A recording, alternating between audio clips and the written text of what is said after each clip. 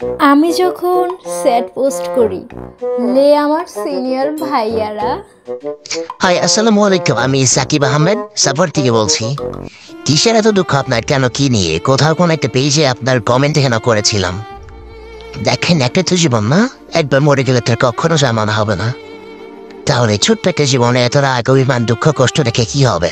এর যেতে ভালো না সবকিছু ভুলে গিয়ে নিজের জীবনটাকে নতুন করে সাজিয়ে নিজেকে ভালো রাখতে, নিজেকে ভালোবাসতে, এতেই হয়তো জীবনের সার্থকতা। দেখেন, অপরপ্রান্তে যে মানুষটার জন্য আপনি হয়তো এত কষ্ট পাচ্ছেন, ওই মানুষটা হয়তো আপনাকে ছাড়া দিব্যি ভালো আছে, ভালো থাকছে। তবে কেন আপনি তার জন্য কষ্ট পাবেন? কেন ভালো থাকতে পারবেন না? লাইফ ইজ বিউটিফুল ম্যান, জীবনটা সত্যিই খুব সুন্দর। বেঁচে থাকেন, ভালো থাকেন, আর কখনো মন খারাপ করেন না। আর যদি কখন ভীষণ মন খারাপ হয়, ফোন দিয়ে গান শোনাবো। অনেক বেশি জ্ঞান দিয়ে ফেললাম, um sorry actually. Okay, um sorry for everything. ভালো থাকবেন, আপনার জন্য অনেক অনেক শুভকামনা।